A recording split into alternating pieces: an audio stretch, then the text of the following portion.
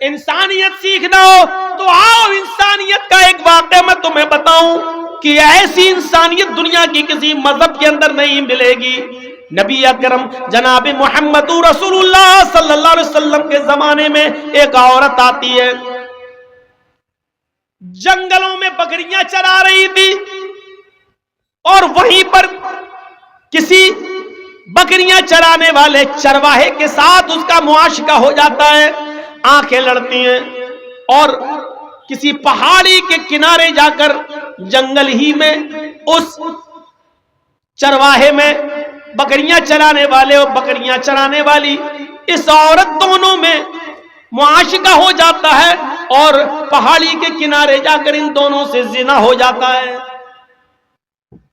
وہ عورت اس کو اچھی طرح نہیں جانتی تھی کون ہے، بس جنگل میں آنکھیں لڑیں اور دونوں کے جذبات بھڑکے، اور دونوں نے پہاڑی کے کنارے وادی میں ایک کھائی کے اندر زنا کر لیا۔ لیکن جب وہ عورت بکریاں چرا کر گھر آئی تو رات بھر سو نہ سکی، اس کو نیند نہیں آ رہی ہے، اس کی کروٹیں بدل رہی ہے کہ اللہ یہ میں نے کیا کر ڈالا، اللہ یہ مجھ سے کون سا جرم ہو گیا۔ کچھ دن تک بولی نہیں، سوچتی رہی کہ میں کیا کروں، میں کیا کروں، میں کیا کروں۔ لیکن جب اس کا پیریڈ بند ہو گیا تو وہ سمجھ گئی کہ میرے پیٹ میں زنا کی پیداوار رہ گئی، یعنی پہاڑی کے کنارے جو مجھ سے زنا ہوا تھا اس چرواہے کا بچہ میرے پیٹ میں رہ گیا۔ جب 1 مہینہ 2 مہینہ اس کو پیریڈ نہیں ہوا اور اس کو وامٹنگ شروع ہوئی الٹی، تو وہ سمجھ گئی کہ میں حاملہ ہو گئی، میرے پیٹ میں بچہ ہے۔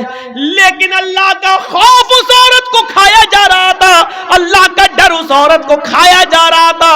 وہ عورت شکایت لے کر اپنی اللہ کے نبی صلی اللہ علیہ وسلم کے پاس آ گئی اور آ کر کہنے لگی، یا رسول اللہ مجھ سے بہت بڑی غلطی ہو گئی ہے۔ آپ نے پوچھا کیا ہوا؟ اس نے کہا انی قد اصبت الحد یا رسول اللہ، اے اللہ کے رسول میں حد کو پہنچ چکی ہوں۔ آپ نے کہا ایسا کون سا جرم کیا کہ تمہارے اوپر حد نافذ کی جائے؟ کہنے لگی انی حبلہ من الزنا، میں زنا سے حاملہ ہو چکی ہوں۔ آپ نے صحابہ سے کہا ذرا اس کے منہ کو سونگو تو کہیں شراب کے نشے میں تو نہیں بول رہی ہے؟ صحابہ نے کہا اللہ کے رسول شراب کے نشے میں نہیں بول رہی ہے۔ پھر آپ نے اس سے وضاحت پوچھی کیا ریئل میں زنا ہوا ہے، حقیقت میں زنا ہوا ہے؟ تم زنا جانتی ہو کس کو کہتے ہیں؟ اس نے اقرار کیا ہاں۔ اللہ کے نبی نے کہا تمہیں اس کی سزا معلوم ہے کہ جی؟ کیا؟ کہا میں شادی شدہ ہوں، میرا شوہر کئی مہینے سے نہیں تھا، اس لیے جوانی کے جذبات میں بہہ کر مجھ سے یہ غلطی ہو گئی۔ مجھے معلوم ہے کہ شادی شدہ عورت کی سزا زنا کی اس عورت کو پتھروں سے مار مار کے ہلاک کرنا ہے۔ اچھا جب تمہیں معلوم ہی ہے تو پھر سزا کے لیے تیار ہو جاؤ۔ اس نے کہا اللہ کے رسول میں تیار ہوں۔ فرمایا ٹھیک ہے، اے صحابیو جاؤ اس کو جنگل میں لے جاؤ، سینے کے برابر زمین میں گاڑو، عورت ہے، اور پتھروں سے اس کو سر پر اتنے مارو، پتھروں کو اتنا اس کے سر پر مارو کہ یہ عورت کی جان چلی جائے، نکل جائے، روح قبض عنصری سے پرواز کر جائے۔ صحابہ لے کے جانے لگے، اور جب جانے لگے اس کا ہاتھ پکڑا، کھینچا، چل۔ جیسی وہ تھوڑی دور گئی صحابہ نے کہا جلدی چل۔ اس نے کہا اے نبی کے ساتھیوں میں جلدی نہیں چل سکتی، میرے پیٹ میں حمل ہے، میرے پیٹ میں بچہ ہے۔ او یہی زنا کی پیداوار ہے؟ کہنے لگی جی۔ صحابہ کرام اللہ کے نبی کے پاس دوبارہ اس عورت کو لے کر آئے، کہا اللہ کے نبی اس عورت کی داستان تو سنو، اس نے پوری بات نہیں بتائی۔ کہا کیا؟ کہا کہ جب میں نے اس سے کہا جلدی چلو تو یہ کہنے لگی کہ میں زیادہ جلدی نہیں چل سکتی، اس لیے کہ میرے پیٹ میں حمل ہے، میرے پیٹ میں بچہ ہے۔ اللہ کے نبی نے اس سے پوچھا کیا یہ صحیح بات ہے؟ کہنے لگی ہاں اے اللہ کے رسول، میرے پیٹ میں بچہ ہے، زنا کی پیداوار ہے، اسی آدمی نے جس نے زنا کیا ہے اسی کا حمل میرے پیٹ میں رہ گیا ہے۔ آپ نے کہا تو پھر غلطی تیری ہے، تجھے سزا ملنی چاہیے، تیرے پیٹ میں جو بچہ پل رہا ہے اس کو کیوں مارا جائے؟ اس کی کیا غلطی ہے بیچارے کی؟ انسانیت دیکھ رہے ہیں آپ؟ ایک ناجائز بچہ، لیکن اللہ کے رسول اس کو بھی مارنے کی اجازت نہیں دے رہے ہیں۔ جب تم مر جاؤ گی تو بچہ بھی مر جائے گا، نہیں، ابھی پیٹ میں تیرے بچہ ہے، اس بچے کو تیرے پیٹ میں نہیں مارا جائے گا، جا جب بچہ پیدا ہو جائے تب آنا۔ کہنے لگی اللہ کے رسول ابھی تو 7 مہینے لگ جائیں گے۔ کہا 7 مہینے کے بعد آنا، ابھی تجھے ماروں گا تو بچہ بھی مر جائے گا۔ چھوڑ دیا اس کو، جیل میں نہیں رکھا کہ بھاگ جائے گی۔ کیوں؟ جس کو اللہ کا ڈر ہے وہ کہاں جائے گی؟ میری عدالت سے بھاگ جائے گی، کل قیامت کے دن اللہ کی عدالت میں تو سزا پائے گی، میرا کیا بگاڑے گا؟ اس کو بھی کیسی تربیت تھی اللہ کے رسول کی، وہ عورت بھی کہیں نہیں بھاگی، وہی رہی، اپنے گھر پہ کھاتی رہی، پیتی رہی، نماز پڑھتی رہی، توبہ کرتی رہی، گڑگڑاتی رہی، اور 7 مہینے اور رہنے کے بعد جب 9 مہینے پورے ہو گئے اور جب بچہ پیدا ہوا تب وہ بچے کو لے کر جب چلنے پھرنے لگی تو آئی اور کہا اللہ کے رسول یہ بچہ۔ آپ نے کہا او بچہ پیدا ہو گیا، کہاں؟ صحابہ جاؤ اب اس کو لے جاؤ اور اس کو سنسار کر دو۔ بچہ رونے لگا، اس نے کہا اللہ کے رسول اس بچے کو آخری بار دودھ پلا دیتی ہوں۔ آپ نے دے دیا۔ اس عورت نے اس بچے کو اپنی پستان سے لگایا، منہ پھیرا، منہ گھمایا، جیسے ٹرینوں میں اور بسوں میں جو عورتیں اپنے بچوں کو دودھ پلاتی ہیں، ایک طرف منہ گھما لیتی ہیں اور اپنے بچوں کو پستان سے لگا لیتی ہیں، اس عورت نے بھی چہرہ گھمایا اور دوسری طرف منہ کر کے اپنے بچے کو پستان سے لگایا۔ بچے نے دودھ پیا، اتنا پیا کہ دودھ اس کے ہونٹوں پر، دودھ اس کے منہ پر آ گیا اور ہنسنے لگا۔ اللہ کے رسول کو اس نے وہ بچہ دے دیا۔ نبی اکرم اس بچے کو اپنی گود میں لیتے ہیں، ناجائز بچہ، اس بچے کا اصلی باپ کا پتہ نہیں، لیکن اللہ کے رسول لے رہے ہیں گود میں۔ کیوں؟ کیونکہ اس بچے کا کیا قصور ہے؟ اس کی کیا غلطی ہے؟ اس بچے کو اپنی گود میں لیا، اس کے ہونٹوں پر ماں کا لگا ہوا دودھ دیکھا، یہ عورت جا رہی ہے سزا بھگتنے کے لیے۔ اللہ کے رسول آواز دے رہے ہیں بی بی ادھر آؤ۔ اس نے چہرہ گھمایا، یا رسول اللہ اب کیا ہوا؟ فرمایا اس بچے کی غذا بھی تیری پستان میں موجود ہے، محمد کسی بچے کا حق نہیں مار سکتا، یہ بچہ بھی تیرے دودھ کا محتاج ہے، اس بچے کو پکڑ، دودھ پلا، اور جب تک یہ بچہ روٹی نہ کھانے لگے تب تک تجھے سزا نہیں دی جائے۔ کہنے لگی اللہ کے رسول اگر بیچ میں مر گئی تو جہنم میں جاؤں گی۔ کہا نہیں، تیری نیت تو اچھی ہے، اللہ نیت کے مطابق جزا و سزا دیتا ہے، جا جب دودھ روٹی کھانے لگے اور دودھ چھوڑ دے تب آنا۔ بچے کو اس نے دودھ پلایا اور جب بچہ روٹی کھانے لگا، روٹی دانتوں سے توڑنے لگا، تب وہ لے کر آئی، اے اللہ کے رسول دیکھیے بچہ روٹی کھا رہا ہے۔ جب آپ نے دیکھا کہ بچہ اب روٹی کھانے لگا ہے تب اس عورت کے اس بچے کو اپنی گود میں لے لیا اور ایک صحابی کے حوالے کر دیا، اس بچے کی پرورش تم کرو، اس بچے کو تم پالو۔ اور اس عورت سے کہنے لگے کہ اے عورت، اب محمد الرسول اللہ کی عدالت میں تجھے اور زیادہ مہلت دینے کی کوئی گنجائش نہیں ہے، جتنی گنجائش میں دے سکتا تھا اتنی دے دی، جتنی مہلت میرے ہاتھ میں تھی وہ میں دے چکا ہوں، اب شریعت محمدی میں تیرے لیے کوئی مہلت باقی نہیں ہے۔ اے میرے صحابیوں اب اس عورت کو لے جاؤ اور اس کو جا کر سنسار کر دو، پتھروں سے مار مار کے ہلاک کر دو۔ اس عورت کو جنگل میں لے جایا گیا، اس عورت کو سینے کے برابر زمین میں گاڑا گیا اور سارے صحابہ نے پتھر اٹھا لیے۔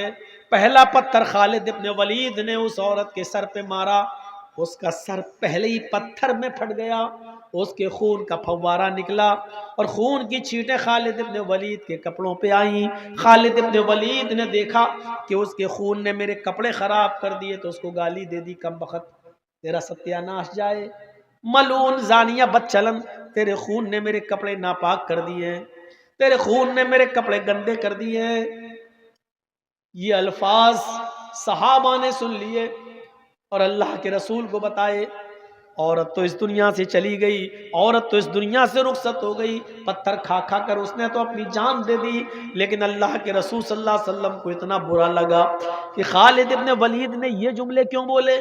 وہ تو بیچاری مجبور تھی, وہ تو ہاتھ اس کے گڑے ہوئے تھے, سینے تک زمین میں گاڑ دی گئی, پتھر خالد نے مارا, اس کا سر پھٹا, اب خون کے چھینٹے نکلے, کپڑوں پہ آئے, تو اس عورت کا کیا قصور تھا بیچاری کا, وہ تو زمین میں گڑی ہوئی تھی, اس کا کیا قصور تھا. خالد ابن ولید سے بات کرنا بند کر دیا. خالد ابن ولید نے تیسرے دن کہا فداک ابی و امی یا رسول اللہ, اے اللہ کے رسول آپ مجھ سے بات نہیں کریں گے اور میں مر گیا تو جہنم میں جاؤں گا, میرے ماں باپ آپ پر قربان, آپ ہماری غلطی تو بتائیے, اب ہم سے ناراض کیوں ہیں. اللہ کے نبی نے فرمایا خالد تم نے اس عورت کو جو گالی دی اس سے محمد کو بہت تکلیف ہوئی ہے. کہا اللہ کے نبی میں نے جب پتھر مارا تو اس کے خون کا چھینٹا نکلا, اس نے میرے کپڑے خراب کر دیے, وہ بدچلن عورت تھی. آپ نے کہا خالد وہ بدچلن نہیں تھی, اے خالد وہ عورت زانیہ نہیں تھی, اس کا شوہر کئی مہینوں سے نہیں تھا گھر پہ, اس لیے جنگل میں وہ بکریاں چرانے گئی اور جذبات میں آ کر اس سے ایک بار غلطی ہو گئی. ایک بار غلطی کو عادت نہیں کہا جائے گا, ایک بار ہو جانے والے زنا کو پر بدچلنی کا الزام نہیں لگایا جائے گا. وہ بدچلن نہیں تھی, جذبات کو کنٹرول نہیں کر سکی اور زنا کر بیٹھی. لیکن اے خالد اس عورت نے ایسی توبہ کی ہے, ایسی توبہ کی ہے, ایسی توبہ کی ہے, یعنی اپنے آپ کو پتھروں سے مروا کر پتھر کھا کھا کر مر گئی اور جان دے دی. اس نے ایسی سچی توبہ کی ہے. اے خالد اگر اس ایک عورت کی توبہ کو اس مدینے کے 70 گناہگاروں پر ڈال دیا جائے, 70 جہنمیوں پر بھی ڈال دیا جائے, تو ایک عورت کی توبہ سے ان 70 کے 70 جہنمیوں کی بخشش ہو جائے. اس ایک عورت کی توبہ سے 70 کے 70 جہنمی بھی جنت میں چلے جائیں. اتنی سچی توبہ کی ہے اس عورت نے. تم اس کو بدچلن کہتے ہو. یہ پورا واقعہ بتانے کا مقصد یہ ہے کہ یہ ہے اسلام جس نے ایک معصوم اور ایک ناجائز اور ایک ایسے بچے کو بھی مرنے نہیں دیا جو بچہ اپنی ماں کے پیٹ میں پل رہا تھا اور جس کے باپ کا پتہ نہیں. اسلام اس کا نام ہے جو کسی ایک معصوم بچے کی بھی جان, چاہے وہ ناجائز ہی کیوں نہ ہو, اگر کوئی عورت آج بھی اگر زنا سے حاملہ ہو گئی ہو, پریگننٹ ہو گئی ہو, تو آج بھی اسلام اس عورت کو سزا نہیں دے سکتا. اگر اسلامی حکومت آ جائے تو آج بھی آپ اس کو سزا نہیں دے سکتے جب تک کہ وہ بچہ اپنے ماں کے پیٹ سے پیدا نہ ہو جائے. اسلام انسانیت کا اتنا احترام کرتا ہے کہ ایک معصوم اور بے گناہ بچے کی جان لینے کو بھی جائز قرار نہیں دیتا. سیکھیں یہ بڑے بڑے حکمراں, یہ ہے اسلام, یہ بتاتا ہے اسلام, اور یہ ہے اسلام کی انسانیت. اللہ کا شکر ہے کہ ہمیں اسلام ملا, اللہ کا شکر ہے کہ ہم اسلام کے پیروکار, اللہ کا شکر ہے کہ ہم اسلام کو فالو کرتے ہیں. نوح علیہ السلام اس دنیا میں آئے تو کلمہ پڑھا جاتا تھا لا الہ الا اللہ, نوح رسول اللہ. موسیٰ علیہ السلام اس دنیا میں آئے تو کلمہ پڑھا جاتا تھا لا الہ الا اللہ, موسیٰ رسول اللہ. عیسیٰ علیہ السلام اس دنیا میں آئے تو کلمہ پڑھا جاتا تھا لا الہ الا اللہ, عیسیٰ رسول اللہ. اور جب محمد رسول اللہ اس دنیا میں آئے تو کلمہ پڑھا جاتا ہے لا الہ الا اللہ محمد رسول اللہ. یہ لا الہ الا اللہ کبھی نہیں بدلا گیا, کبھی نہیں. یہ اتنا اسپشٹ کلمہ ہے, منتر ہے کہ بڑے سے بڑا ہندو پنڈت بھی جب مرتا ہے تو مرنے سے پہلے اپنے بیٹے کو یہ کلمہ پڑھنے کی وصیت کرتا ہے اور انکہی کے جملے سکھلاتا ہے اور کہتا ہے کہ بیٹے جیسے میں مرتے وقت یہ منتر پڑھ رہا ہوں تم بھی مرنے سے پہلے یہ منتر پڑھ لینا. اور ان کہی کے یہ جملے آج تک اتھرو وید میں موجود ہیں. وہ یہ جملے سکھلا کر جاتا ہے کہ تم بھی مرنے سے پہلے یہ کلمے، یہ جملے، یہ منتر پڑھ لینا. لا الہ ہرن پاپن الا اللہ پرم پدم. میرے بیٹے مرنے سے پہلے لا الہ الا اللہ پڑھ لینا، تیرے سارے پاپ ہرن ہو جائیں گے، تیرے سارے پاپ مٹ جائیں گے. یقیناً جو شخص کفر اور شرک کی دلدل میں پھنسا ہوا ہو اور اسلام لانا چاہے تو یہ کلمہ پڑھ کر اسلام لائے گا تو اس کے سارے گناہ مٹ جائیں گے. یہی بات تو محمد رسول اللہ نے بھی کہی ہے، ان الاسلام یہدم ما کان قبل. اسلام لے آؤ، اسلام لانے سے پہلے جتنے بھی تم نے گناہ کیے وہ سارے کے سارے گناہ مٹ جائیں گے، وہ سارے کے سارے گناہ تمہارے ختم ہو جائیں گے. اسلام لاؤ صدق دل سے اور سچے دل سے. یہی تو وہ کلمہ ہے جو ہندو بھائی بھی سکھلاتے ہیں. ایکم برہمادتیہ ناستے نے ناستے کنچن. ہر تقریر میں توحید جب بھی لوگ بیان کریں گے اور ہندو دھرم پر جب بولیں گے تو اس پر یہ منتر ہر آدمی پڑھے گا جو بھی ہو. جیسے لا الہ الا اللہ اسلام کی مین بنیاد ہے، اسی طریقے سے ہندو دھرم کے اندر یہ برہم سوتر مین مول منتر ہے. ایکم برہما دتیہ ناستے ناستے کنچن. اس برہانڈ کا رچیتا اور رچنا کار، اس دنیا کا بنانے والا ایک ہی ہے، اس ورلڈ کا ماسٹر ایک ہی ہے، کریٹر آف یونیورس ایک ہی ہے. اس کائنات کی تخلیق کرنے والا، اس کائنات کا پیدا کرنے والا، اس برہانڈ کا برہما اور اس برہانڈ کا رچیتا اور رچنا کار ایک ہے. ماسٹر آف ورلڈ ایک ہے، کریٹر آف یونیورس ایک ہے. دتیہ ناستے دوسرا نہیں ہے، نیہ بالکل نہیں ہے، نا نہیں ہے، نہیں ہے، کنچن ذرا سا بھی نہیں ہے. آئے لوگوں دھیان سے سنو کہ اس ورلڈ کا، اس دنیا کا، اس برہانڈ کا رچیتا اور رچنا کار ایک ہی ہے، دوسرا نہیں ہے، بالکل نہیں ہے، نہیں ہے، قطعی نہیں ہے، ہرگز نہیں ہے، ذرا سا بھی نہیں ہے. اتنے شاندار زوردار الفاظوں میں ہندو دھرم کے اندر یہ منتر موجود ہے. ہم نے بتایا نہیں لوگوں کو.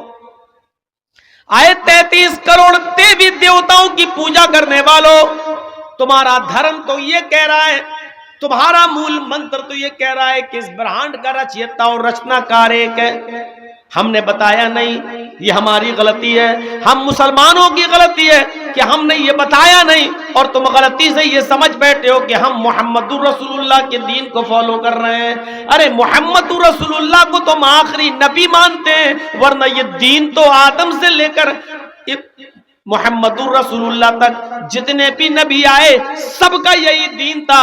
یہی دین نوح کا تھا، یہی دین منو کا تھا، یہی دین ابراہیم کا تھا، یہی دین موسیٰ کا تھا، یہی دین عیسیٰ کا تھا، یہی دین رام چندر جی لے کر آئے، اور یہی دھرم کی شکشا ہمیں کرشن جی نے بھی دی ہے، کرشن جی نے بھی دی ہے. ہم ناکام رہے تمہیں سمجھانے میں.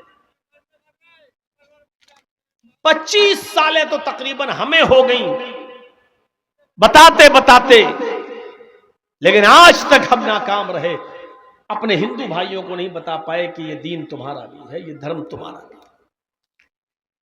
اور ہم نے بھی محنتیں نہیں کی، اور آج اس کا نتیجہ یہ بھگتنا پڑ رہا ہے جو ہم دیکھ رہے ہیں. اتنی نفرت، اتنا زہر گھول دیا گیا ہے آج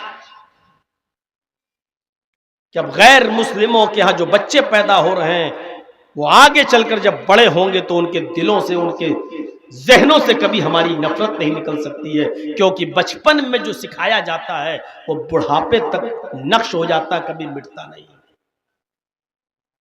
آج ایک چھوٹی سی چیز اپنے معاشرے سے ہٹا کر دیکھ لو آپ. فرض نماز کے بعد امام بہت سی مسجدوں میں آج بھی دعا مانگتا ہے ہاتھ اٹھا کر، مجبور ہے بیچارہ، کیونکہ اگر نہیں مانگے گا تو اس کو مسجد کا متولی مسجد میں رہنے نہیں دے گا. جبکہ سب جانتے ہیں کہ دعا ہر انسان کا پرسنل معاملہ ہے، اس کا اجتماعیت سے کوئی تعلق نہیں ہے۔ بھائی ہمیں بخار ہے، تم کو ٹی بی ہے، کسی کو کینسر ہے، ہمیں یہ دعا مانگنا ہے کہ اللہ مجھے کینسر کی بیماری ہے، مجھے شفا عطا فرما۔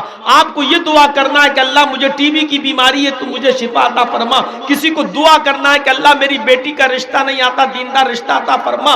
ہر انسان کا اپنا اپنا الگ معاملہ ہے۔ آپ نے ساری ذمہ داری اس مسجد کے مولوی پر ڈال دی۔ اس کی اپنی پریشانیاں ہیں بیچارہ، وہ اپنی پریشانی کی دعا مانگے گا کہ تمہاری پریشانی کی دعا مانگے گا؟ یہ سوچنے والی بات ہے، اپنی عقل میں لانے والی بات ہے۔ لیکن آج بھی بہت سی مسجدوں میں میرے بھائیوں نہیں ہٹا پا رہا ہے، یہ دعا بیچارہ ختم نہیں کر پا رہا ہے۔ کیوں؟ کیونکہ اس کو ڈر ہے کہ اگر ہم نے ایسا کیا تو مسجد کا متولی ہمیں رہنے نہیں دے گا۔ کیوں؟ آج بھی کہتا ہے، وہ کیا کہتے ہیں وہاں کے لوگ، آ گئے یہ نئے مولوی پڑھ کے، ہم باپ دادا کے زمانے سے مسجد میں ایسے ہی ہوتے ہوئے دیکھتے ہوئے چلے آ رہے ہیں، یہ آگے ختم کرانے کے لیے۔ میرے بھائیوں، جو چیز بچپن سے ہوتی چلی آ رہی ہے اس کو اتنی آسانی کے ساتھ آپ ہٹا کر دیکھ لیجئے اپنے معاشرے سے اور اپنے سماج سے۔ جن بچوں کے ذہنوں میں مسلمانوں کی نفرت بھر دی گئی ہے، کل جب یہ بڑے ہوں گے تو آج کے ہمارے غیر مسلم بھائیوں سے زیادہ خطرناک ہوں گے یہ لوگ، کیونکہ ان کے دماغوں میں جو بھرا جا رہا ہے وہ فیوچر کے لیے اور مستقبل کے لیے اچھا نہیں ہے۔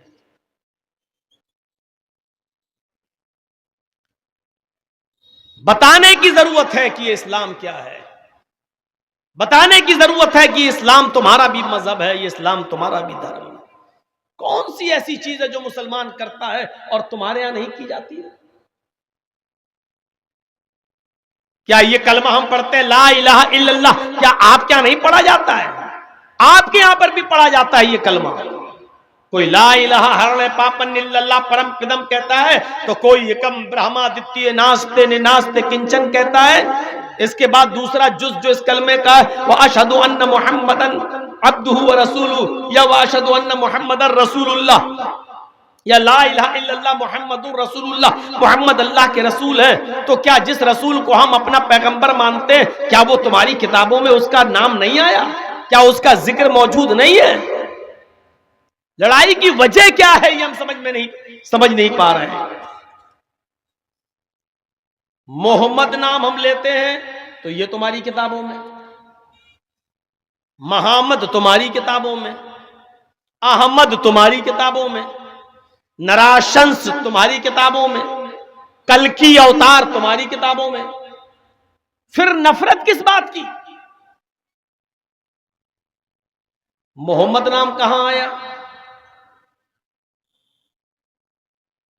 شریمد بھاگوت مہان پران میں آیا، اسکند 12 ادھیائے 2 منتر نمبر 18، بالکل ایسے ہی محمد آیا ہے۔ اگیان ہیتو کرت موہ مداندھکارم ناشم ودھایم ہتدودیتے وویکا۔ تمہارے پنڈتوں نے ترجمہ کیا ہے، ڈاکٹر ایم اے سری واستو، ہمارے نہیں ہیں، آپ کے پنڈت ہیں، سنسکرت میں پی ایچ ڈی کیے ہیں، ڈاکٹر ہیں، بڑے پنڈت ہیں، اور ترجمہ کر رہے ہیں کہ محمد آئیں گے تو اندھیرا ناش کر دیں گے۔ محمداندھکارم ناشم، محمد کے آنے کے بعد اندھیرا مٹ جائے گا، اندھیرے کا ناش ہو جائے گا، اندھیرا ختم ہو جائے گا۔ آپ ہمیں نفرت کر رہے ہیں ہم سے؟ یہ محمد نام آیا ہے آپ کے ویدوں میں، محمد بھی آیا ہے۔ تسمن ننترے ملیچ آچارن سمنویتا محمد اتی خیاتا، محمد اتی خیاتا شش شاکھا سمنویتا۔ محمد اتی خیاتا، محمد کی وشو خیاتی ہوگی، پورے وشو میں مشہور ہوں گے۔ اتی خیات، محمد ان کا نام ہوگا، پورے وشو میں وکھیات ہوں گے، ان کو پوری وشو پوری دنیا جانے گی۔ یہ لیجیے، محمد آپ کی کتابوں میں آیا، محمد بھی بتا دیا، محمد بھی بتا دیا، احمد بھی تمہاری کتابوں میں آیا، वेदाहमिद पुरुष महानिमादित्य वरुण तपस प्रस्ताद। अहमद शख्स दुनिया में आएगा, इंसान होगा। अहमिद पितुष्परी मेधामृतस्य जगरब, सबसे पहले अपना वतन अपना शहर छोड़ेगा और दूसरे शहर में जाएगा, यानी मक्का से मदीने की तरफ जाने का इशारा है। जब वहां के बाशिंदे उसको रहने पर मजबूर कर देंगे, जब उसको मक्का यानी शहर छोड़ने पर मजबूर कर देंगे, तो सबसे पहले वो अपने शहर को छोड़ने की कुर्बानी देगा। अहमद पितुष्परी मेधामृतस्य जगरब, अहमद ने सबसे पहले अपना वतन अपना घर छोड़ने की कुर्बानी दी और ईश्वर से कहा, अहम सूर्यवाजनी, है प्रभु, है ईश्वर, है अल्लाह, मुझे सूर्य के समान बना दे, मुझे सूरज की तरह बना दे। जैसे सूरज सारी दुनिया को रोशनी देता है, उसी तरीके से मेरा इल्म, मेरी ज्योति, मेरी रोशनी सारी दुनिया को रोशनी देने लगे, यानी मुझे सारी दुनिया का रसूल और सारी दुनिया का पैगंबर बना दे। ये अहमद नाम आपकी किताबों में आया। नराशंस आपकी किताबों में आया। नर के माना आदमी, इंसान, और आशंस मानी जिसकी बहुत तारीफ की गई हो, जिसकी बहुत प्रशंसा की गई हो, यानी मोहम्मद जिसकी बहुत तारीफ की गई हो। ये नराशंस का शब्द आपकी किताबों में आया। इदम जनाब श्रुतो नराशंस इस्तश्विष्यते, नराशंस आएंगे जिसकी बहुत प्रशंसा की जाएगी, यानी मोहम्मद आएंगे। इस तशविष्यते, उनका इतना नाम लिया जाएगा कि पूरे विश्व में उनसे ज्यादा किसी का नाम नहीं लिया जाएगा। पूरे विश्व में मुहम्मदुर रसूलुल्लाह का इतना नाम लिया जाता कि इतना तो मूसा का नहीं, इतना तो ईसा का नहीं, इतना तो नूह का भी नाम नहीं लिया जाता। और पूरे विश्व में, पूरी दुनिया में इतना नाम तो न रामचंद्र जी का लिया जाता, न कृष्ण जी का लिया जाता है, जितना नाम मुहम्मदुर रसूलुल्लाह सल्लल्लाहु अलैहि वसल्लम का लिया जाता है। मस्जिद की बुलंदियों पर खड़े होकर देख लीजिए, जब भी नाम लिया जाता है तो अशहदु अल्ला इलाहा इल्लल्लाह के बाद अशहदु अन्ना मुहम्मदर रसूलुल्लाह। अज़ान में तो नबी का नाम, वुजू के बाद की दुआ में तो नबी का नाम, अजान के बाद की दुआ में तो नबी का नाम, अत्तहियात में तो नबी का नाम, दरूद में तो नबी का नाम। नबी का इतना नाम लिया जाता है कि इतना नाम किसी और का लिया ही नहीं जाता। पूरे विश्व में उनका इतना नाम लिया जाएगा कि उनसे ज्यादा किसी का नाम नहीं लिया जाएगा। आपकी किताबों में कल्कि का शब्द भी मौजूद है। कल्कि, कल्कि का मतलब कालंक को, स्याही को धोने वाला, पाप ताप को मिटाने वाला। कल्कि का अर्थ होता कलंकित को धोने वाला, काल यानी स्याही को धोने वाला, गुनाहों को मिटाने वाला। अल्लाह के नबी सल्लल्लाहु अलैहि वसल्लम को कल्कि भी आपकी किताबों में कहा गया, मोहम्मद को कल्कि कहा गया है। तथस्तु शंभल गिरामे सोत स्वाजीव जाते मंगलाचार्य बहुला पापिता विभज्जता। कल की अवतार जब इस धरती पर आएंगे, कल की अवतार जब इस धरती पर उतरेंगे, उनका नाम कल्कि होगा, अर्थात स्याही का धोने वाला। मुहम्मदुर रसूलुल्लाह का नाम मोहम्मद था। और आपको शफीउल मुज़नबीन भी कहा जाता है, यानी गुनाहगारों की शिफात करने वाला। आपको माही भी कहा जाता है, आपका नाम माही भी बताया गया हदीस में। माही का मतलब गुनाहों को मिटाने वाला। अल्लाह के नबी ने ऐसे ऐसे नेक अमल बताए कि उन नेक अमल को आप करेंगे तो करते जाइए और आपके गुनाह मिटते जाएंगे। आप ये काम करते जाइए और गुनाह मिटते जाएंगे। इसी को कल्कि कहा गया है। कल्कि इस दुनिया में आएगा, यानी गुनाहों को मिटाने वाला इस दुनिया में आएगा। अल्लाह के नबी फरमाते हैं कि तुम वुजू बनाते हो, जब हाथ धुलते हो तो हाथ से गुनाह धुल जाते हैं। जब तुम कुल्ला करते हो तो जबान से जो गुनाह तुमने किए वो धुल जाते हैं। जब तुम चेहरा धुलते हो तो चेहरे से, आंख से जो तुमने गुनाह किए वो तुम्हारे मिट जाते हैं। हाथ जब धुलते हो तो हाथ से गुनाह मिट जाते हैं। जब तुम पैर धुलते हो तो पैरों से गुनाह मिट जाते हैं। मेरे भाइयों, आपने गुनाह मिटाने के ज़ाब्ते और उसूल बताए कि ये काम करोगे तो तुम ये गुनाह मिटेंगे। नमाज भी गुनाहों को मिटाने का एक जरिया है। तो कल्कि का नाम भी वेदों में आया है, गुनाहों को मिटाने वाला। मुहम्मदुर रसूलुल्लाह सल्लल्लाहु अलैहि वसल्लम गुनाहों को मिटाने वाले थे। کیوں جھگڑا کیا جا رہا ہے آج؟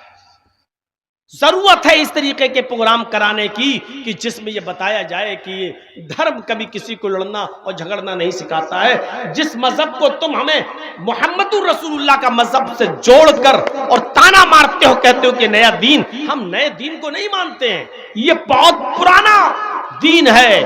جب بگڑ گیا اور لوگوں نے اس میں بگاڑ پیدا کر دیا تو محمد رسول اللہ صلی اللہ علیہ وسلم کو اس کی اصلی شکل سمجھانے کے لیے اور بتانے کے لیے بھیجا گیا ہے کہ آپ وہی دین لوگوں کو دیجئے جو اوریجنل دین تھا نوح کا، جو اوریجنل دین تھا ابراہیم کا، جو اوریجنل دین دیا تھا موسیٰ نے، اور جو اوریجنل دین دیا تھا عیسیٰ نے.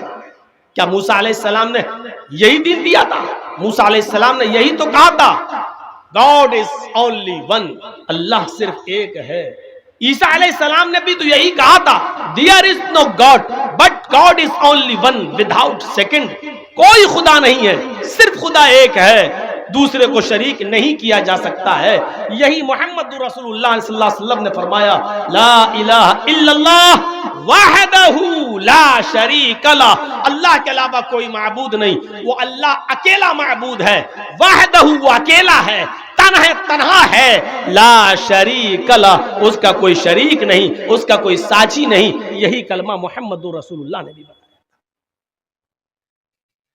یہ تو ہو گیا لا الہ الا اللہ محمد رسول اللہ. یہ دونوں سے اگر نفرت ہے جو یہ دونوں چیزیں تمہاری کتابوں میں موجود ہیں. اب نفرت، ہم سڑکوں پر نماز نہیں پڑھنے دیں گے. تم رام نومی کا جلوس خوب سڑکوں پہ نکالو، تمہارے کانوڑیے خوب نکلیں گے، تم سڑکوں پر خوب ہولی کھیلو گے، لیکن ہماری 15 اور 20 منٹ کی نماز آپ سڑکوں پر نہیں ہونے دیں. نماز سے اتنی نفرت کیوں ہے؟ 15-20 منٹ میں آپ کا کیا بگڑ جائے گا؟ پہلی بات تو ہم اس کے قائل نہیں ہیں. نماز سڑکوں پر ہو، یہ ہم اس کو نہیں مانتے، ہونا نہیں چاہیے. ٹھیک ہے، مسجد میں ایک جماعت ہو گئی، لوگ رہ گئے، بعد میں دوسری جماعت کر لیں، ٹھیک ہے. مسئلہ اس کا نہیں ہے. مسئلہ یہ ہے کہ صرف ایک دھرم پر روک کیوں؟ مسئلہ اس بات کا ہے، ہمارے سکھوں کو دیکھ لو، دلی کے اندر ہر سنڈے کے دن کتنا بڑا لنگر لگاتے ہیں، رکشے والا بھی کھاتا ہے، کوئی بھی آئے، اور پورا چاندنی چوک کو جام کر اس کو روک لگا دی جاتی ہے اور راستے بدل دیے جاتے ہیں، اور وہ سڑک پر سب کو بھنڈارا کھلاتے ہیں. اور آپ لوگ بھی ہر منگل کو جو بھنڈارا سڑک پہ کھلاتے ہو، کتنا ٹریفک جام ہوتا ہے. میں کہنا یہ چاہتا ہوں کہ صرف ایک مذہب کے ساتھ یہ سلوک کیوں؟ اگر نماز سے نفرت ہے تو نماز تو تمہارے مذہب کے اندر بھی موجود ہے. کیوں نفرت ہے نماز سے؟ کیا کرشن جی نماز نہیں پڑھا کرتے تھے؟ اور نہیں پڑھتے تھے تو پھر شریمد بھاگوت گیتا کے 10ویں ادھیائے کا 6 ادھیائے کا یہ 10واں منتر کیا کہتا ہے؟ 6 ادھیائے کا 10واں منتر، یوگی اجیت ستتماتمانم رہسستی تھا ایکاکی اچتاتما نراشیر پرگرہ. پوری نماز ہے یہ. جب تم نماز پڑھنے کے لیے کھڑے ہو جاؤ تو پورے شریر کا یوگ کرو. یوگی اجیت ستتماتمانم، صرف کھڑے نہ رہو، عبادت اس طریقے سے کرو کہ پورے شریر کی ایکسرسائز ہو جائے، پورے شریر کی کا یوگ. یہ ہے اللہ اکبر. کھڑے ہیں آپ، اللہ اکبر، رکوع میں گئے، کمر اتنی سیدھی کر لیجئے بالکل کہ پانی کا بھرا ہوا پیالہ یا برتن آپ کی پیٹھ پر رکھا جائے تو گرے نہیں. تو آج ہماری نمازوں کا تو اللہ ہی رحم کرے، رکوع بھی صحیح سے ہو نہیں پاتا کہ اڑ کے فوراً سجدے میں گھس جاتے ہیں، جبکہ رکوع ایسا ہو کہ پیٹھ بالکل ایسی ہو جائے کہ اگر پانی کا بھرا ہوا برتن رکھا جائے تو گرے نہیں. جب آپ اس طریقے سے رکوع کریں گے، انگلیاں کھلی ہوں گی، گھٹنے کو ٹائٹ طریقے سے پکڑیں گے تو یہ آپ کی پیروں کی نسوں کا کھچان ہوگا اور آپ کی یہ نسیں رگیں جام نہیں ہوں گی، آپ کا بلڈ سرکولیشن بڑھے گا، دماغ تک پہنچے گا، اور آپ کو پیروں میں جو رگیں کھنچتی ہیں اس کی بیماری آپ کی ختم ہوگی، لیکن آپ کو تھوڑا لمبا رکوع کرنا پڑے گا، 3 بار نہیں، سبحان رب العظیم سبحان رب العظیم سبحان رب العظیم نہیں، آپ کو بہت اطمینان سے پڑھنا پڑے گا، ایسے رکوع کر کے سبحانک اللہم ربنا وبحمدک اللہم اغفر لی، سبحانک اللہم ربنا وبحمدک اللہم اغفر لی، سبحانک اللہم ربنا وبحمدک اللہم اغفر لی، کم سے کم یہ 3 بار پڑھیں گے، اتنی دیر میں آپ کے رگوں کا کھچاؤ ٹھیک ہوگا اور بلڈ سرکولیشن اچھا ہوگا۔ اس کے بعد آپ کہیے سمع اللہ لمن حمدہ، سبحان رب العظیم سبحان رب العظیم سبحان رب العظیم سمع اللہ لمن حمدہ اللہ اکبر۔ یہ کوے کی چونچیں مارو گے تو فائدہ نہیں ملے گا کچھ بھی۔ یہ بلڈ سرکولیشن، یہ ایکسرسائز ہے۔ اس کے بعد اٹھیے، پھر سجدے میں جائیے، دونوں پیر آپ کے اس طریقے سے مڑے ہوئے ہوں، ایسے مان لیجئے ادھر آپ منہ کر کے نماز پڑھ رہے ہیں، قبلہ ادھر ہے، تو یہ ایسے پیر آپ کے مڑے ہوئے ہوں، یہاں سے جب رگیں کھینچیں گی اور ریڑھ کی ہڈی تک پہنچتے ہوئے دماغ تک، سجدہ رکوع سے تھوڑا لمبا کیجئے۔ اگر آپ نے 3 مرتبہ پڑھا ہے سبحانک اللہم ربنا وبحمدک اللہم اغفر لی رکوع میں، تو 5 مرتبہ کم سے کم پڑھیے سجدے میں، سبحانک اللہم ربنا وبحمدک اللہم اغفر لی، سبحانک اللہم ربنا وبحمدک اللہم اغفر لی۔ رکوع کی بنسبت سجدہ تھوڑا لمبا، کیوں؟ کیونکہ سجدے میں انسان اپنے رب کے سب سے زیادہ قریب ہوتا ہے، اور جب آپ سجدہ کریں گے تو بلڈ کا سرکولیشن آپ کے دماغ تک پہنچ جائے گا۔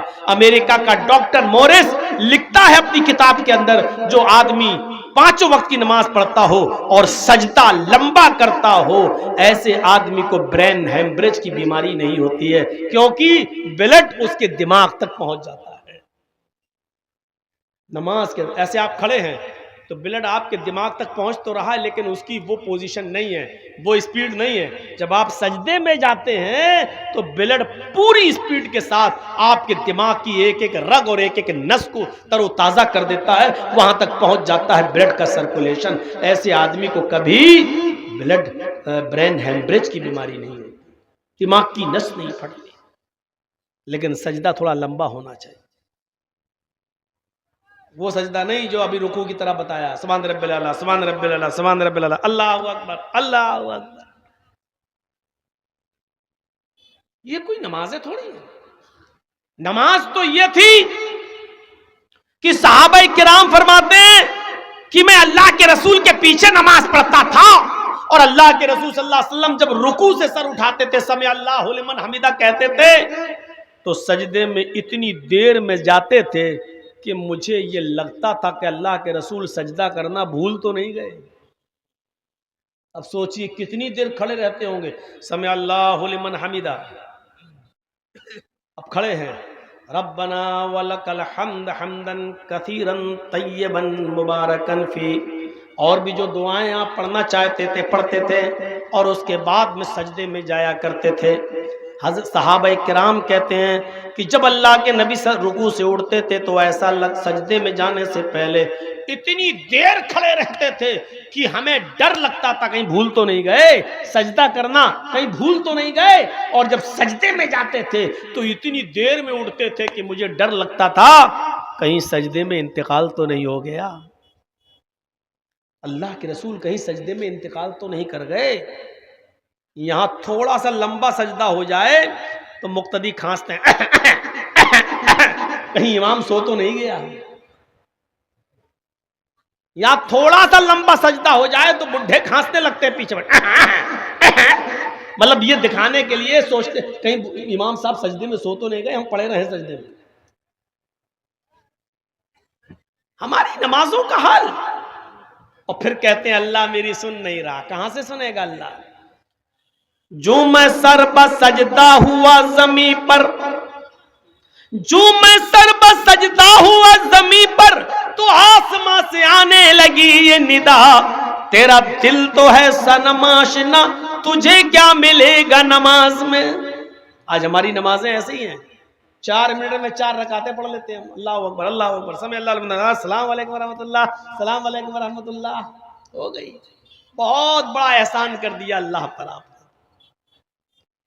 ارے کم سے کم نماز تو اچھی پڑھیے۔ بندہ جب نماز میں ہوتا تو اللہ سے ہم کلام ہوتا ہے، گفتگو کرتا ہے۔ اب نماز پڑھیے تو کیسے پڑھیے؟ اللہ اکبر، اللہم باعد بینی و بین خطایای کما باعدت بین المشرق والمغرب، ایسے دعا پڑھیے، یہ نہیں اللہم باعد بینی و بین خطایای کما باعدت بین المشرق والمغرب اللہم نقنی من الخطایا کما ینقی الثوب الابیض من الدنس۔ یہ کوئی دعا ہے؟ یہ آپ کیا مانگ رہے ہیں؟ یہ تو آپ کتاب کی طرح رٹ رہے ہیں، جو آپ نے یاد کر لیا وہی آپ دعا مانگی۔ تو سے اللہم باعد بینی و بین خطایای کما باعدت بین المشرق والمغرب، اے اللہ تم میرے ان گناہوں کو اتنا دور کر دے، بینی و بین خطایای، اللہ تو میرے گناہوں کے درمیان اتنی دوری پیدا فرما دے، کما باعدت بین المشرق والمغرب، جتنی دوری تو نے مغرب اور مشرق کے درمیان رکھی ہے، جتنی دوری تو نے پورب اور پشچم کے درمیان رکھی ہے، اتنی دوری تو ہمارے گناہوں کے درمیان کر دے۔ آپ ایسے دعا مانگیے۔ اچھا دعا جب مانگتے ہو تو کیسے کہتے ہو؟ اللہ میرے باپ کو ٹھیک کر دے، اللہ میرے بچے کو ٹھیک کر دے، اللہ میری بیٹی کو اچھا رشتہ دے دے، ایسے دعا مانگتے ہو کہیں؟ جب آپ دعا مانگتے ہو نماز کے بعد بھی یا کبھی تو کیسے دعا مانگتے ہو؟ اللہ میری اماں کو ٹھیک کر دے، اللہ میرے ابا کو ٹھیک کر دے، اللہ میرے بچے کو ٹھیک کر دے، اللہ میری پھوپھی کو ٹھیک کر دے، یہ دعا مانگتے ہو؟ ایسی تو کہتے نا، اے اللہ تو مجھے ہدایت دے، اے اللہ تو مجھے قبر کے عذاب سے محفوظ فرما دے، اللہ تو میرے والد صاحب کی قبر کو نور سے بھر دے، اللہ تو میرے ماں باپ کی مغفرت فرما۔ آپ ایسی تو دعا مانگتے ہو، تو نماز میں آپ ایک ساتھ کیسے پڑھتے ہو؟ اہدنا الصراط المستقیم صراط الذین انعمت علیہم، ایسے پڑھے نماز میں نیت ماندی الحمدللہ رب العالمین الرحمن الرحیم مالک یوم الدین ایاک نعبد و ایاک نستعین اہدنا الصراط المستقیم۔ ارے بھائی تم دعا مانگ رہے ہو، دعا مانگ رہے ہو، یہ کوئی دعا ہے؟ اہدنا الصراط المستقیم، اے اللہ تو ہم کو سیدھے راستے پر چلا، صراط الذین انعمت علیہم، اے اللہ مجھے ان لوگوں کے راستے پہ چلا جن کے اوپر تو نے انعام نازل کیا ہے، غیر المغضوب علیہم ولا الضالین، اللہ مجھے ان لوگوں کے راستے پہ مت چلا جن کے اوپر تیرا غیظ و غضب اور غصہ نازل ہوا۔ ایسے دعا مانگی جاتی ہے۔ اکیلے بھی پڑھ رہے ہیں تو ایسے ہی پڑھیے، اہدنا الصراط المستقیم صراط الذین انعمت علیہم غیر المغضوب علیہم ولا الضالین، ایسے پڑھیں، اکیلے بھی پڑھ رہے ہو تو۔ اور رکوع میں جائیے سبحان ربی العظیم نہیں، یہ تو سب سے چھوٹی سی دعا ہے، اور جو جس کو یاد نہ ہو تو یہ دعا پڑھ لے، لیکن رکوع میں بھی مانگی اللہ سے۔ اور رکوع کی سب سے افضل دعا کون سی ہے؟ رکوع اور سجدے دونوں میں پڑھی جاتی ہے دعا، سبحانک اللہم ربنا وبحمدک اللہم اغفر لی، سبحانک اللہم، اے اللہ تیری ذات پاک ہے، وبحمدک تیری تعریف کے ساتھ، سبحانک اللہم ربنا، اے ہمارے رب، وبحمدک اللہم اغفر لی، تو میری مغفرت فرما، اللہ تو مجھے بخش دے۔ ایسے دعا، یہ کوئی دعا ہے؟ سبحانک اللہم ربنا وبحمدک اللہم اغفر لی، سبحانک اللہم ربنا وبحمدک اللہم اغفر لی، سبحانک اللہم ربنا وبحمدک اللہم اغفر لی، یہ آپ ایسے دعا مانگ رہے ہیں؟ یہ دعا مانگنے کا طریقہ نہیں ہے۔ تیری ذات با برکت ہے، تو پاک ہے، تیری حمد کے ساتھ اللہ تو مجھے بخش دے، یہ تو آپ دھمکی دے رہے ہیں۔ یہ انداز نہیں ہونا چاہیے، مانگنے والا انداز ہو، اللہم اغفر لی۔ کوئی فقیر تمہارے دروازے پہ آئے کہتے اے جلدی دے، اے دے دے دے دے، اللہ کے نام پہ دے، اللہ کے نام پہ دے، اللہ کے، آپ اس کو دیں گے؟ بھگائیں گے اس کو؟ وہی فقیر، میرا بیٹا بہت بیمار ہے، اس کو کینسر کی بیماری ہو چکی ہے، بھائی صاحب کچھ مدد کیجیے، صاحب میرے بچے کی طرف دیکھیے، اللہ تعالیٰ تمہیں بہت کچھ دے گا۔ جب وہ عاجزی کے ساتھ مانگے گا تو آپ کا دل پسیجے گا اور آپ دیں گے۔ اللہ رب العالمین کو اچھا لگتا ہے جب کوئی بندہ اس سے مانگتا ہے، جب کوئی بندہ اس کو پکارتا ہے۔ جرجی صاحب مسجد میں جا رہے ہیں، نماز پڑھ لیے، دعا مانگ رہے ہیں، اللہ کو معلوم ہے کہ جرجیز کیا مانگے گا، اللہ کو تو جانتا ہی ہے، وہ تو عالم الغیب ہے ہی، اس کو تو معلوم ہی ہے کہ میں کیا مانگنے جا رہا ہوں، لیکن اس کے باوجود وہ کہتا مانگو۔ کیوں؟ جب میرا بندہ مجھ سے مانگتا ہے تو مجھے اچھا لگتا ہے، گویا کہ وہ اپنے آپ کو میرا غلام اور مجھے اپنا مالک مان رہا ہے، یقیناً وہ اپنے آپ کو فقیر اور مجھے اپنا مالک مجھے اپنا داتا مان رہا ہے۔ تو میرے بھائیوں، بچہ جب روتا ہے تو ماں کی پستان جوش بھرتی ہے، اور بچہ جب تک کھیلتا رہتا تو ماں بھی دودھ نہیں پلاتی ہے۔ جب بچہ روتا ہے تو ماں اٹھاتی ہے اور اس کو سینے سے لگا کر دودھ پلاتی ہے، جبکہ ماں کو معلوم ہے 8 گھنٹے ہو گئے بچہ کھیل رہا ہے، اب بھوکا ہوگا، لیکن ماں پھر بھی دودھ نہیں پلاتی جب تک بچہ روتا نہیں ہے، ماں پستان سے نہیں لگاتی۔ اللہ کہتا ہے مجھے تو معلوم ہی ہے کہ تو کیا مانگے گا، لیکن اے میرے بندے تو مانگتا ہے تو مجھے اچھا لگتا ہے، تو مجھ سے مانگ، مجھ سے مانگ۔ میرے بھائیوں غور کرو، اللہ کو تو معلوم ہی ہے کیا مانگنے جا رہے ہو تم، لیکن پھر بھی کہتا مانگو۔ اور اگر کوئی آدمی مانگنا چھوڑ دے، مانگنا چھوڑ دے، اللہ کو پکارنا چھوڑ دے، تو اللہ کہتا ہے یستبدل قوما غیر قوم، اگر تم نے اللہ سے مانگنا چھوڑ دیا، اللہ کو پکارنا چھوڑ دیا، اللہ کو بلانا چھوڑ دیا، اللہ سے تم نے اپنی حاجتیں اور ضرورتیں مانگنا چھوڑ دی، تو اللہ تمہیں برباد کر دے گا، اللہ تمہیں اس دنیا سے مٹا دے گا، اور پھر تمہاری جگہ ایسی قوم کو لائے گا، ایسے لوگوں کو پیدا کرے گا جو دنیا میں آئیں گے اور پھر وہ اپنے رب سے توبہ کریں گے، استغفار کریں گے، اپنے رب کو پکاریں گے، اپنے رب سے مانگیں گے۔ اللہ کو اچھا لگتا ہے کہ مانگا جائے۔ مسلمانوں، جب تم اتحیات میں بیٹھ جاؤ تو بڑے اطمینان سے بیٹھا کرو، اتحیات میں جب بیٹھو تو بڑے اطمینان سے بیٹھا کرو، اور اتحیات میں ایک ایک جملہ بڑے آرام سے پڑھا کرو۔ التحیات للہ والصلوات والطیبات، ایسے نہیں، التحیات للہ والصلوات والطیبات، السلام علیکم ایھا النبی ورحمۃ اللہ وبرکاتہ، السلام علینا وعلی عباد اللہ الصالحین، اللہم صلی علی محمد، اللہم بارک علی محمد، ایسے نہیں۔ یہی تو دعا ہے، یہی تو اب تم دعا مانگو گے۔ التحیات للہ والصلوات والطیبات پوری پڑھ لیجئے۔ اللہم صلی علی محمد، اللہم بارک علی محمد، اطمینان سے پڑھیے۔ اب دعا مانگ رہے ہو تم اپنے تعلق سے اللہ سے۔ اللہم انی ظلمت نفسی ظلما کثیرا ولا یغفر الذنوب الا انت فاغفر لی مغفرۃ من عندک وارحمنی انک انت الغفور الرحیم۔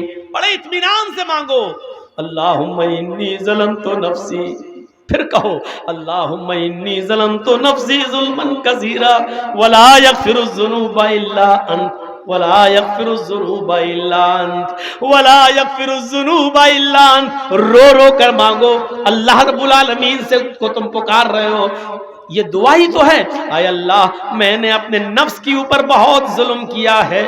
ہمارے یہاں دعا کا انداز لگتا ہی نہیں ہے، اللہم انی ظلمت نفسی ظلما کثیرا ولا یغفر الذنوب الا انت، یہ ایسا لگ ہی نہیں رہا کہ آپ اللہ سے مانگ رہے ہو یار، اللہ سے مانگ رہے ہو۔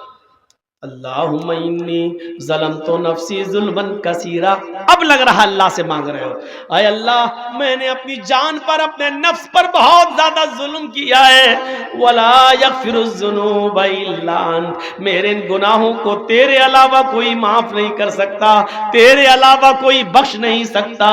فاغفر لی، کھینچ کر پڑھیے، فاغفر لی وارحمنی انک انت الغفور الرحیم۔